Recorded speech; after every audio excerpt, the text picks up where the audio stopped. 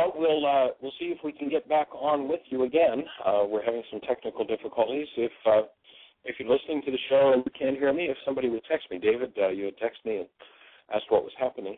So if you could text me and let me know if you can hear me. And if not, we'll see what we need to do next. And if we have anyone who has an interest in or a question on any of the processes that we're teaching, the forgiveness work from the Aramaic, we invite you to please call in to our calling number, which is 646-200-4169. 646-200-4169. We'll look forward to hearing from you with your questions or thoughts about the process of forgiveness. And David, if you can hear me, I'm asking you if you'll text me, or anyone who can. I'm not sure we're on the air. We had some technical difficulties. I disconnected from the show, and so I'm redoing it again. So let's see what comes back. If somebody could call us, that would be appreciated. Or text us on my cell. Jeannie, can you hear me? Are you with us here?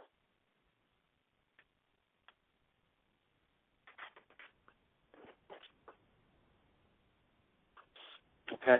Well, I don't know whether I'm talking to myself, folks. We're out here in cyberspace, and I don't know exactly what's happening. But we'll carry on with the ideas of forgiveness from the Aramaic, and I'm going to just put you on hold for a second. And someone is calling me on my other phone. Just 1 second. Rex, can you hear me on the show? Can you hear me on the show? Rex, is the show coming through? Hello, Rex. Is the show coming through? I can't hear you if you're speaking, Rex. If you could text me if the show's working or not, if you're getting anything coming through from the show. Oh, what fun this technological world is. So I do have a couple of texts. Let's see what we've got. And, okay. And David, are you with us? Jeannie is having trouble getting into the website. I don't know exactly what happens. Okay, so I've just been told we just came on. So welcome to MindShifters Radio. Our apology for how crazy technology can be. We'll just start all over again. And our starting point, of course, is the invitation to participate in our honoring of Memorial Day, in our honoring of all of those who've been murdered, been forced to murder, suffered, seen atrocities, brought their pain and emotional trauma home, and inflicted it upon their families and their communities. We want to honor those people, for what they have been forced to endure and what they have been forced to go through. And, of course, oftentimes they're told that it's an heroic act to do that. If you think it's heroism, I invite you to please watch the movie 300 and watch how they have to pound the human life out of a child in order to make of them a hero. And what we're looking to do is to create a world that doesn't need heroes. We're looking to create a world where humans actually live as human beings. What is a human life? A human life is the active presence of love. That's what we humans are designed for. And so we are inviting you to live a true human life. And that true human life, if you're not sure what it is, hold a newborn child. You'll know exactly what it is. That's what we're designed for. You have to pound that human life out of one to get a human being to function as a non-human, to function as hostility and fear. And so forgiveness is the way that we remove the dents that have been pounded into us that take away our human lives. If you're not familiar with the forgiveness conversation, if you look on the right-hand side of our website, www.whyagain.com, right-hand side of the homepage, you'll see a link that says Download Worksheets. The first 4 links will tell you exactly how to go about doing the forgiveness process. And forgiveness in Aramaic is about removing hostility and fear. It's not about letting other people off the hook, because we have some form of hostility, fear, or pain in us. And so that's our conversation. That's what we're heading with MindShifters Radio.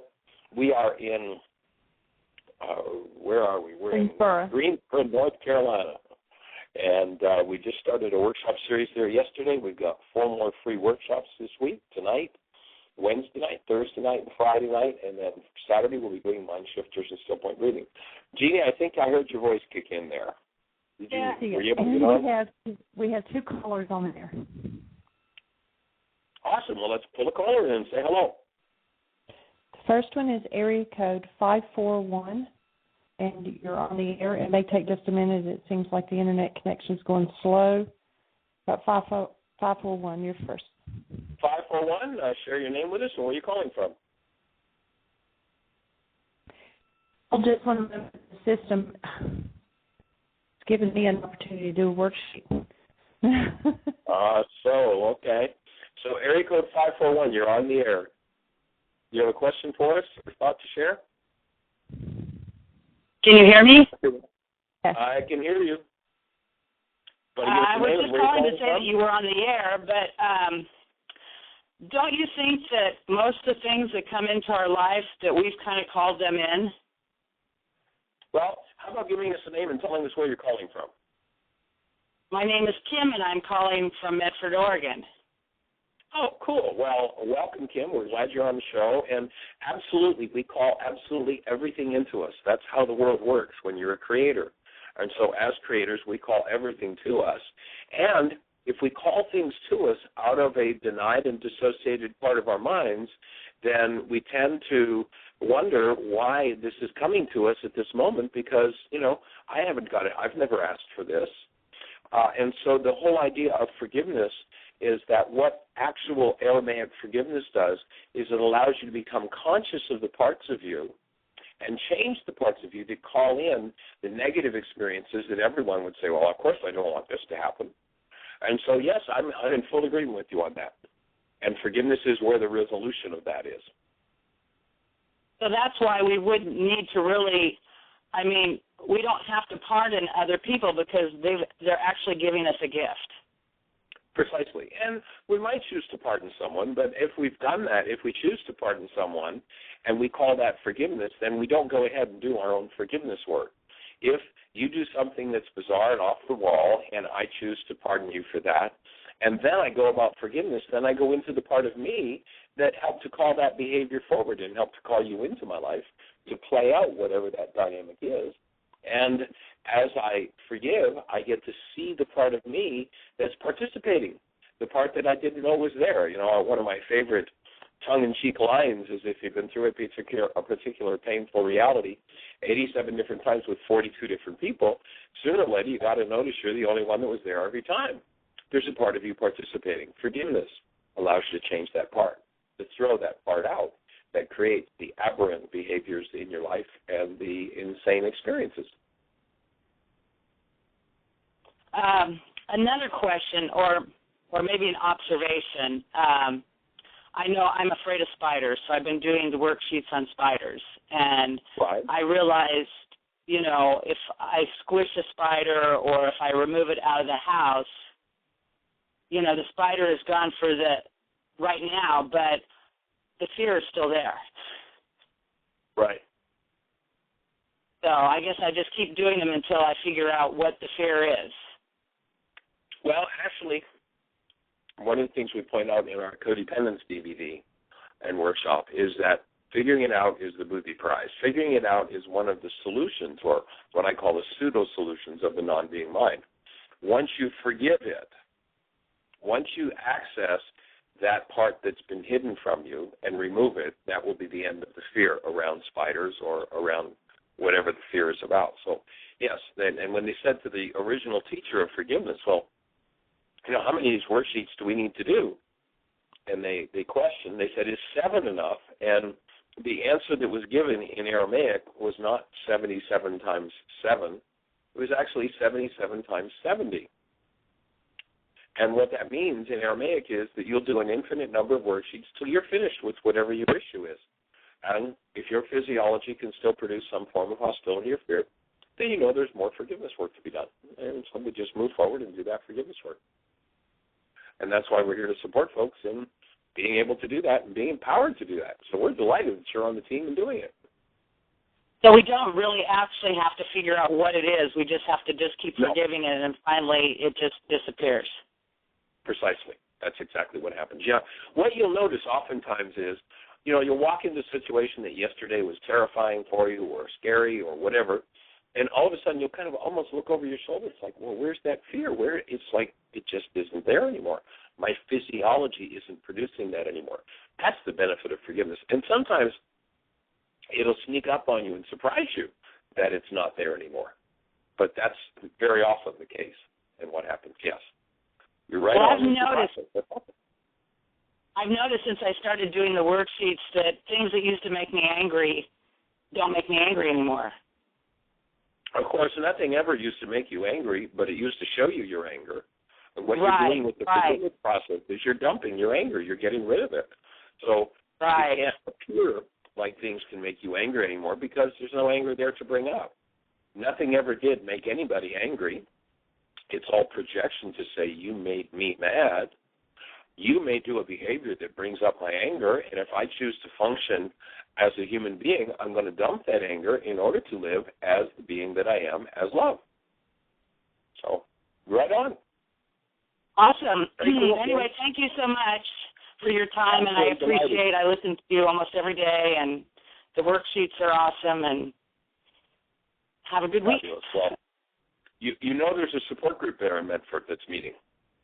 Yeah, I'm meeting with the support group. Awesome. Fabulous. Yeah, well, we're yeah, glad to have you on the team, and we're glad to be on your team. Thanks for the call, Kim. Okay, thank you. Bye-bye. Okay. Jeannie, do we have another caller? Yes, area code 517. You're on the air. Well, 517 probably sounds like Rex from Lansing, Michigan. Hey, Michael. Hey, how do you be? Hi, Michael. I'm doing well. Having some technical difficulties today with the program, huh? Yeah, it's been fun, but we're on it now. Excellent. Well, for those I had who a question. haven't met Rex before, Rex is Rex Montague Bauer is a teacher of the Y Work up in Lansing, Michigan, has a support group the last Tuesday, if I remember correctly, of every month. It's actually Wednesday of this week. It's the last Wednesday of every month. Okay, and where do you meet, Rex? We meet at my home, so 3426 Lucy Street. Cool, that's on the website. So anybody that wants to participate and get some support for the forgiveness work, the last Wednesday of every night in Lansing, Michigan. So, Rex, you have a thought for us? Yes, I do. We had a conversation here at the end of your group on Friday, and the conversation was about anger. I think it might even been Dave. Was it Dave that brought it up? He was talking about it or something. It sounded like Dave, but I'm not sure who it was. And they had said that, well, is there any time when it is appropriate to be angry? And then you explained, I think, and I'm concurrent with what you explained, yet I was left with a little bit of a feeling that if I didn't have a pretty broad knowledge of our work that we're doing, I might interpret what you said as being it's not okay to feel anger, and I don't think that's at all what you said. And I wondered if you would speak more on that and clarify it. Yeah, what my input would be is that if there's anger in there, you better let yourself feel it, because if you can't feel it, you can't feel it. And so hiding from oneself, whatever's going on, is inappropriate. The idea of the work is to be embracing whatever is less than love, out of the state of being love, so that what never belonged in the system begins to dissolve. A lot of people want to make anger something useful, and it is a very useful tool. It warns you when you're off base, and that's the end of its usefulness. My take is that if one uses anger to guide their behavior, then their behavior is going to be insane. You know, one of the questions that Jeannie asks when we open the Y workshop is always, how many have ever held a newborn child? And the answer is always love. We get the answer, human life is the newborn. And then she asks the second question. The second question is, how many have ever done something they regret? And 100% of the time, somebody shuffling papers or something, if you could mute your phone, that would be good. That shuffling's coming through loud and clear. So the answer when Jeannie asks how many have ever done something they regret, 100% of the time is always some form of hostility or fear, some form of anger or fear. And what happens is that anger's usefulness is as a warning signal that we need to look at something in us that's off base. Then one wants to take that warning signal, set it aside, and go deal with whatever's off base. The anger itself is a very, very lousy guide to any form of behavior. People who function out of anger always do something that sooner or later they regret if they get conscious enough to be able to sense their regret, the destructive behaviors that they've done.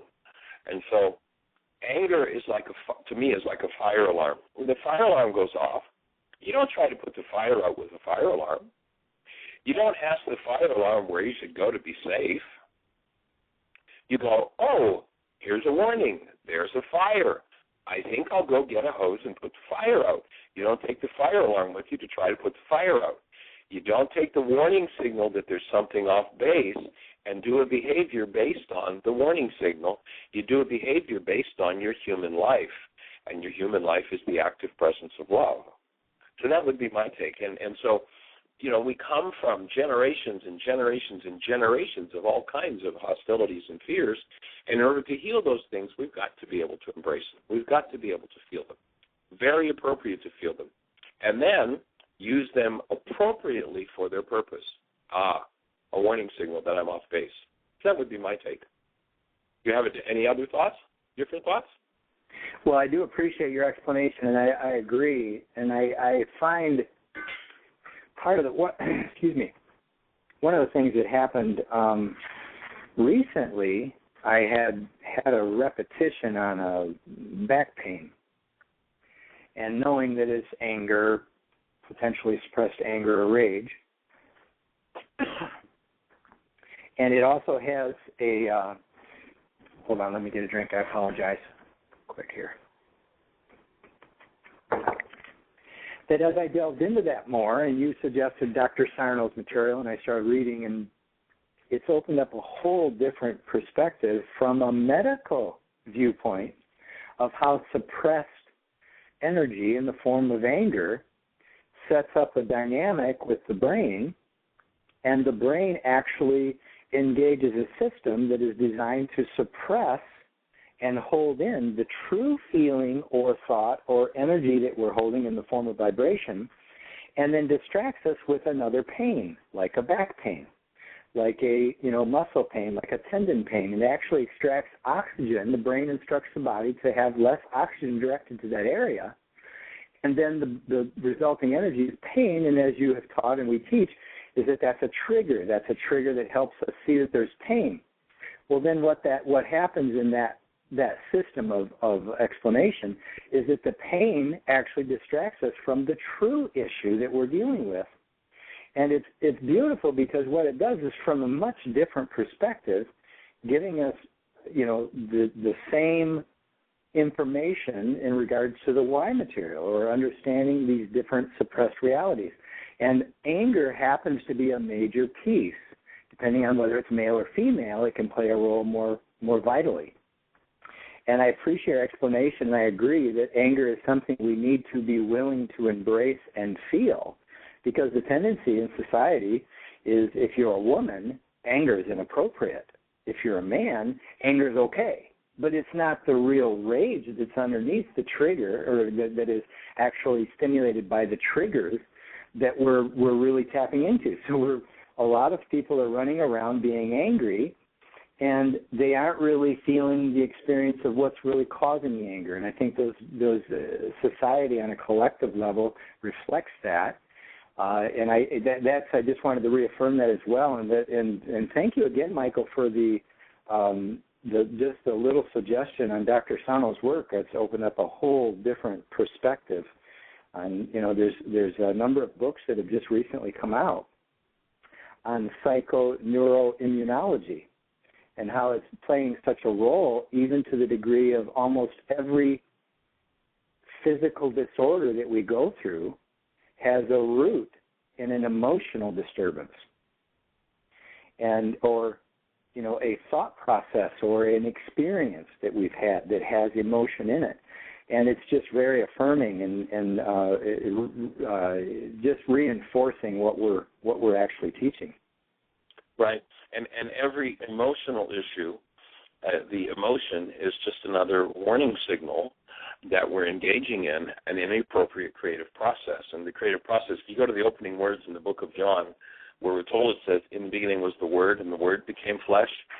In Aramaic, what it says is, in the beginning was the mind energy, and the mind energy became flesh. And it's the way that we literally, in our workshop on creating conscious, we look at how the creative process works.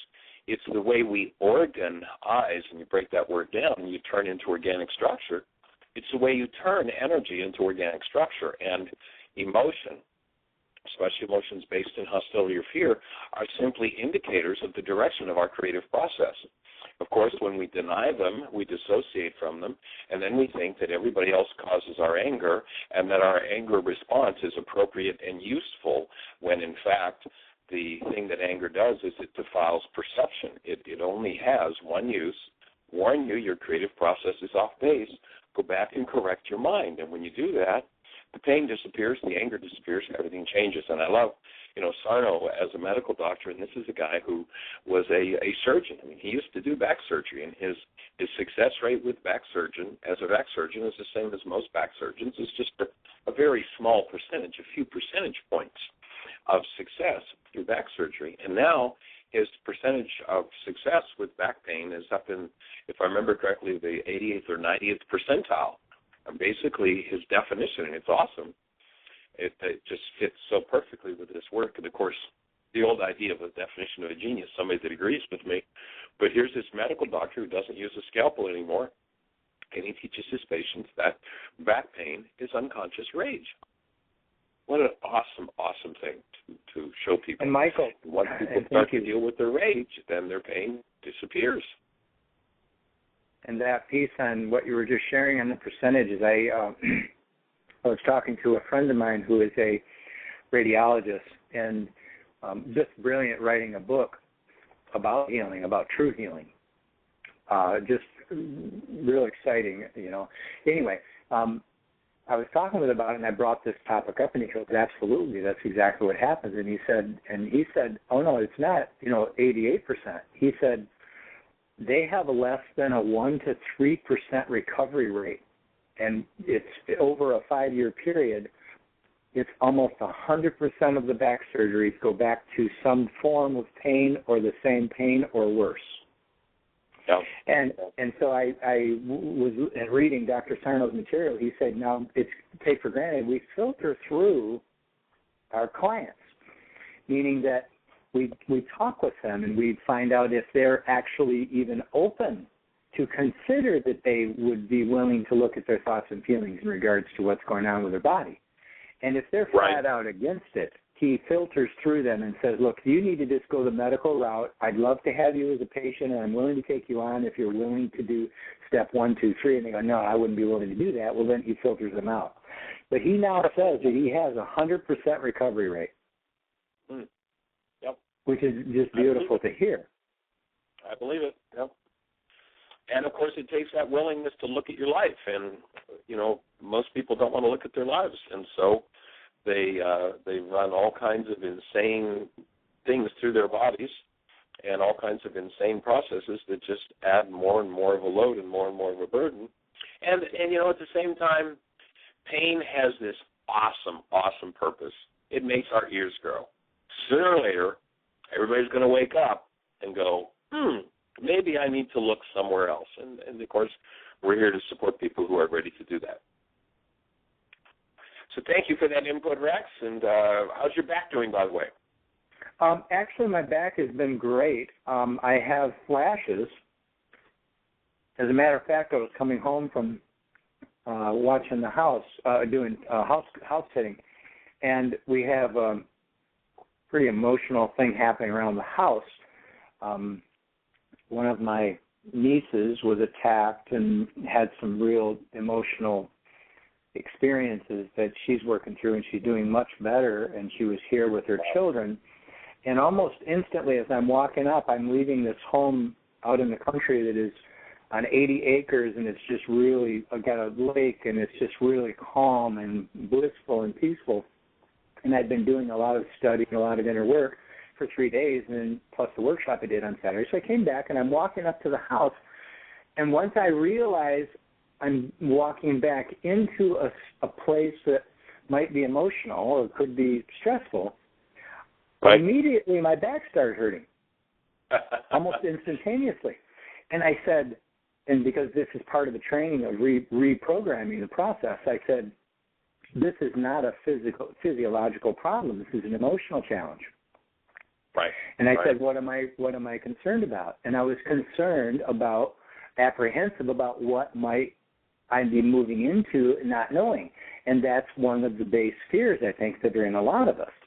And I just immediately recognized it and said, oh, I'm just anxious about this. And I said, well, body, we don't need to be anxious. This will be fine. And the back pain went away just like that. Yep. And that's a great example. You listen to the warning signal, you do the behavior of correction, and correction occurs. And you might want to look at, take it to still another level. As you're walking up the driveway, you have a goal. Not only that goal is for yourself or for the people in the house or just your experience at home, there's a goal there that you might do well to identify and cancel and see if that shows you something else that's under the surface. Well, that also was taking place simultaneously because the goal was that I was hoping that I could just come home and hang out and do the things I want to do. And what I did with that, over time I developed an automatic, and I just say to myself, okay, I see what I really wanted for me was, and then I went, well, I cancel that goal. I just let that go. And allowed it to integrate, and that was a part of letting go of the pain. So you're absolutely correct, Michael. Yeah, and it might, as you do, that might be a worksheet you'll do several times, because what it'll probably take you back to is at some point being a kid, walking into the house and being blindsided. Exactly, you're actually accurate. Not being safe. And totally so canceling the goal to be safe and canceling the goal for the people in your home to support you and nurture you might each produce different results for clearing that whole dynamic out of your physiology. And, of course, I'm sharing that because there are lots of people listening to the show who haven't been doing as much work as you have, are not as acquainted as you are. And so by pointing out the power of the forgiveness process and what it does and how it works and how insane it sounds. Like, here I am walking into my own home and I have to cancel the goal to be safe in my own home. Well, right. If I came up in a home where I got blindsided and beat up on every time I turned around, yelled at, screamed at, whatever, or physically abused, then if I haven't resolved that, I've denied and dissociated from that. That's somewhere in my tissue structure, in this case, in my back. And it is when I cancel the goal to be safe that I can go into the deeper layer of my own mind, which is stored in my back, access the painful energy, and process it out so that I get free. The forgiveness process seems so counterintuitive to those trained in thinking that the world works the way the Greeks taught us it worked. And it doesn't work that way. It works totally differently from what the Greeks taught us, and it's time for us to wake up to how that forgiveness process works. Canceling your goal in any situation where there's upset is the key to healing. Now, the problem, one of the things that gets confusing about that is like, well, but that's a wonderful goal. It's reasonable that I should feel safe walking into my own home. I agree with you. It is absolutely reasonable that you should. However, if there's something in you about not being safe walking into your own home, it's only by canceling the goal that you get to drop into the next deeper part of your mind to clean that part of your mind up and heal it. And Rex, I know you know that, but I'm sharing that for our listening audience because it's such a great space to refine that principle and get to understand it. It's so true, Michael. If I may, you're also, as you're describing it, what's been coming more and more clearly, and clear to me is the process of how we take the images, and I take the images from my own mind and project it on the framework of actuality. And as I was walking up, it had nothing to do with what was happening in my home. It had to do with what was happening in my home, in my mind, in my experience, in my reality. And what I had done, the low conscious awareness, is I had taken and projected the very thing you were describing of having a home that was somewhat volatile, with my father having so much emotion and being under such tremendous anxiety and stress with work and family, and him trying to deal with keeping all his emotions in check. And our home was relatively volatile. And so it didn't have anything to do with 3426 Lucy Street. It had everything to do with, 828 Sunny Road as a child. And if I don't take the time to stop just for a moment and take a few deep breaths and say, well, what am I really upset about? Or some question, how we go about it is really can happen on a personal level. And as we start to develop our skills to be able to find out how our own mind works and operates by using the tools that you teach, Michael, and there's many wonderful tools out there and that we teach, that's when I start becoming more aware. And as you were describing it and asking me to cancel that goal, I started getting images. Oh, that's the Sunny Road house. This isn't even Lucy House. And it's amazing as we start to uncover these hidden realities how life changes. I fully recognize that my back hurts, not because my back is injured, not because my back or my body hurts. It's because I have hurt inside me that my brain has been taught, in its evidential nature, just responds, it has been taught by habit to deny what I feel inside. And then it creates a diversion. And it's exciting, just wonderfully exciting. It sure is, isn't it? It's so awesome when you start doing that. And to recognize, actually, the place where I started the show today when we had our technical difficulties and nobody could hear me, I was just talking away to myself, was to look at the voices that we listen to that advise us to do behaviors and the voices that we surrender to. A lot of people don't want to hear the word surrender. I'm going to do what I choose to do. And they don't realize that in order to do any behavior, they have to surrender to something. If people have spent their whole lives surrendering to their rage and their anger, then it seems like it's not surrender. It seems like, well, I just choose to be angry because that's how I stay safe. And the truth is that there are many voices within us, and the voices tend to replicate what the family system did in order to handle stress. And so one family system rages, another one runs and hides, another family system, the voice says, oh, I'm so grief-stricken. Another voice in us, another family system gives somebody the look or the voice. Another manipulates, another lashes out. There are all kinds of behaviors that reside within us that come from our generations, and to recognize that the only voice we want to surrender to is the voice of our true human lives, the voice of the active presence of love. And there's a way to make sure that that voice is always active in us. And in the Aramaic, the genius of the teaching, when they said to Yeshua, what's the first law? And the first law, the Greeks translated as the first law was love. That's not what it said in Aramaic. The first law, they said, was Rachma. And Rachma is one of 17 words translated from the Aramaic as love, and it doesn't mean love. It is actually a filter in the frontal lobes of the brain that blocks out hostility and fear. And by blocking out hostility and fear through the active presence of Rachma, number one, we always get to see what's most loving in our minds and in our worlds. Number two, if something comes along, if we've developed this habit and are committed to this condition in our minds, if something comes along and resonates hostility and fear, by it being resonated in the active presence of Rachma, that energy will be transmuted by the presence of love, and healing happens. And so the genius of this man who, and the Greeks translated, and I've heard people, make fun of, oh, yeah, you follow that guy that said love your neighbor? I mean, are you some kind of idiot? As though loving your neighbor had anything to do with your neighbor. In Aramaic, the word Rachma Creator, for neighbor, from self, has nothing to do with what you do toward the Creator or your neighbor. The word Rahma is a condition you maintain in your mind to inoculate yourself against your own insanity. It's the, when we go into hostility and fear, perception is defiled, we get kind of dopey. And Rahma is the antidote. It takes us out of our stupidity. It's one of the most genius pieces of advice that was ever given to a human being. Maintain this condition in your mind. Make it your job to maintain this condition. And what will happen is hostility and fear will never run your life again.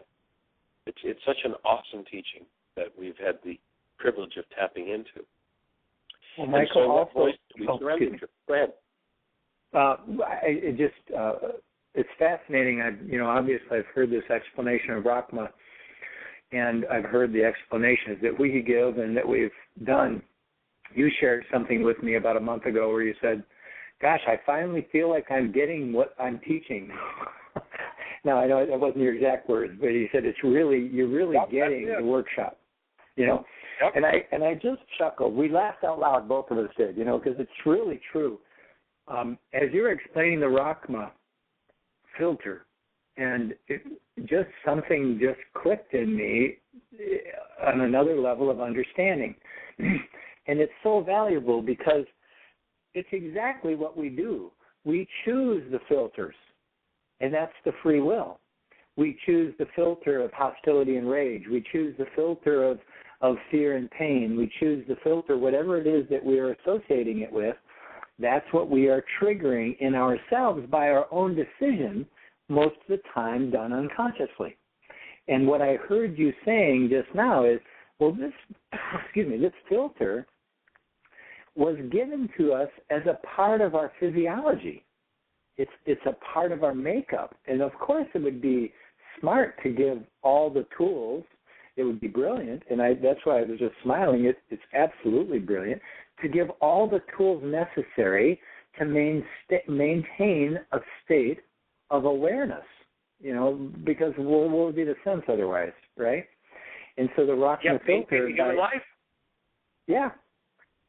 Say again? To maintain a human life. And I'd offer a slight refinement on the choice thing, is that choice is a faculty that comes from being. It's not something inherent in the mind. All the mind can do is make decisions, and the mind is a continuous decision maker. It has a decision for everything we'll face.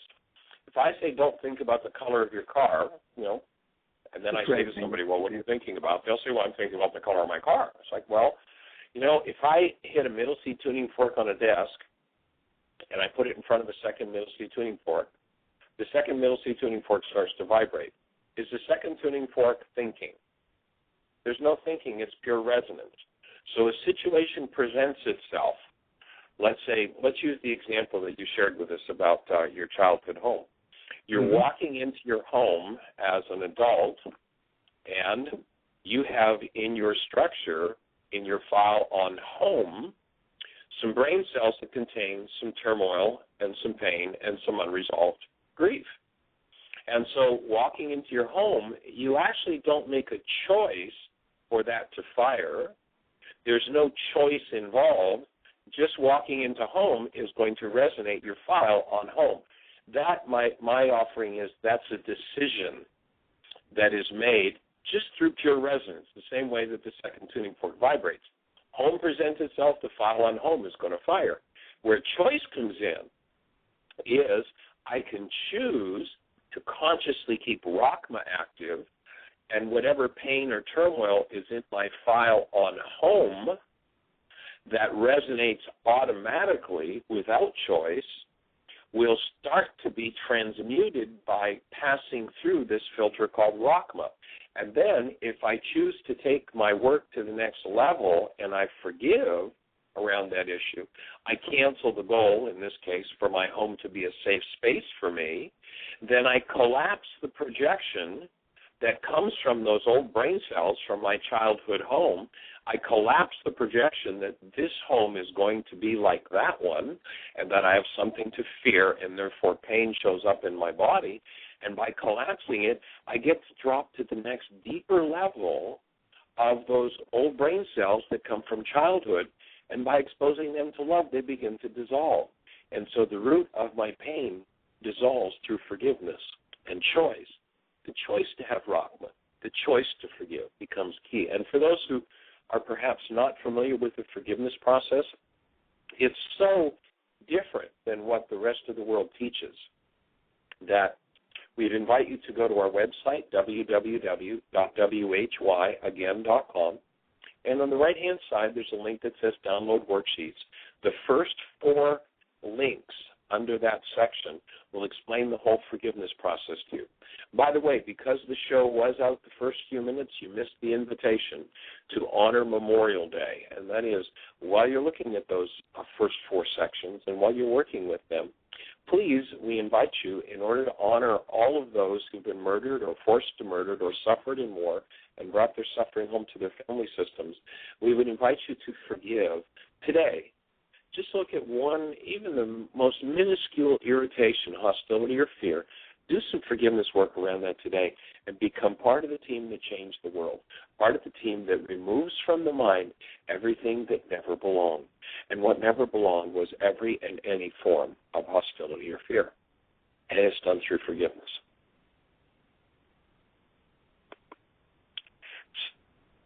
Beautiful. Jeannie, your mute button's on, I think.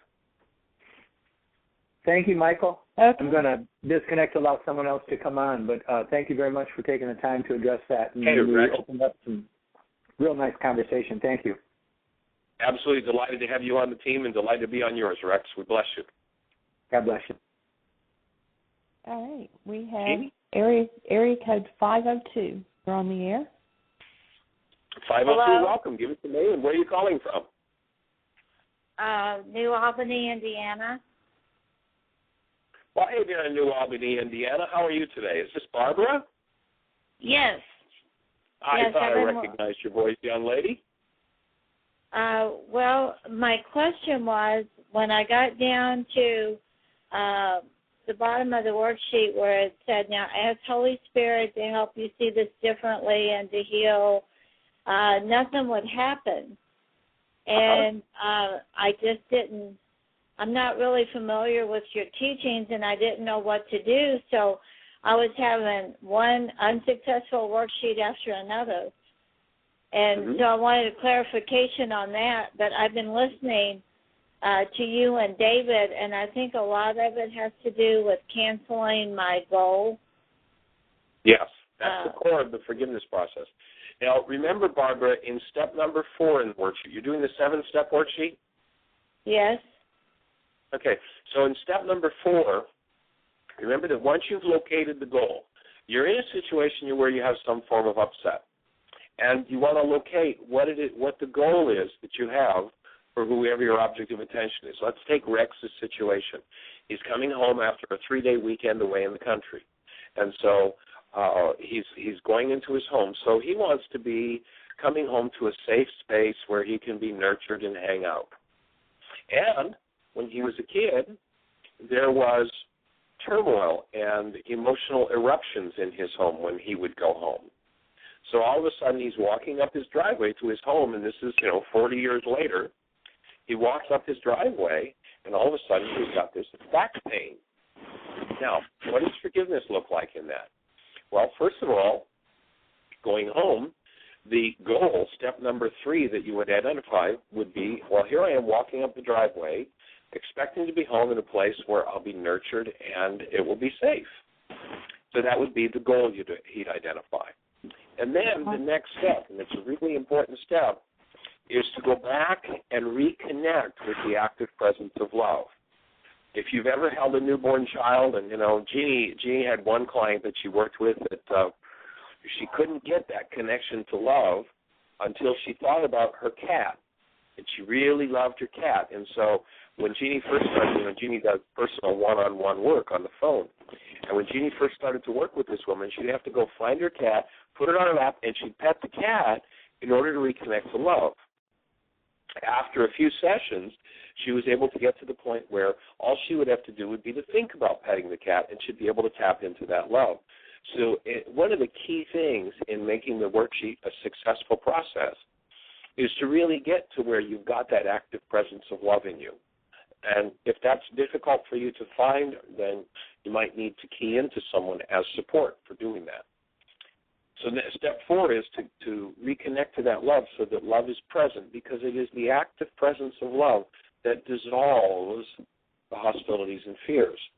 Then, having done that in step number 4, you go to step number 5 and you bring the goal down from 3 to 5 and you cancel the goal. So I cancel my need to go into a home that's safe and nurturing for me, which of course seems totally bizarre to do such a thing. I mean, that's a reasonable goal to have. Why would I cancel that? Well, I cancel that because as long as I hold that as a goal, and in my mind I have a file on home that contains pain, then I'm going to tend to set up pain in my home. So, but because I've denied and dissociated from that pain, it's hard for me to be in touch with. The way you get in touch with that which is contained under the surface is by canceling the goal. So the step of I cancel the goal to come home to a safe, nurturing space becomes the key to the forgiveness process. And then the second step is now you've brought the active presence of love forward, you've canceled the goal, and now I know that in me there is a super processor. There is a power that can go deeper into me and my genetics than I ever thought of going. In Aramaic, it's called Ruka Dekucha, and as you said, it's been translated as the Holy Spirit by the Greeks, although there's nothing to do with the disembodied spirit being. It is an actual feminine elemental force in us that undoes the effects of our errors and teaches us the truth.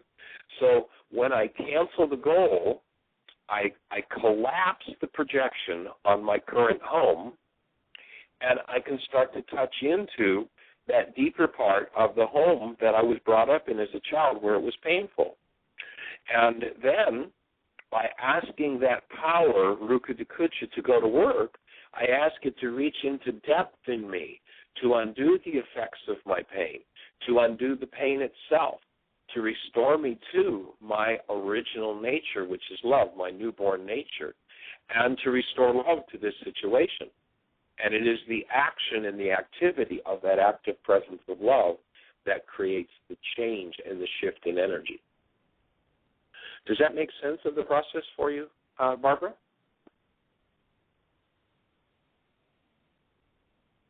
Are you still with me, Barbara?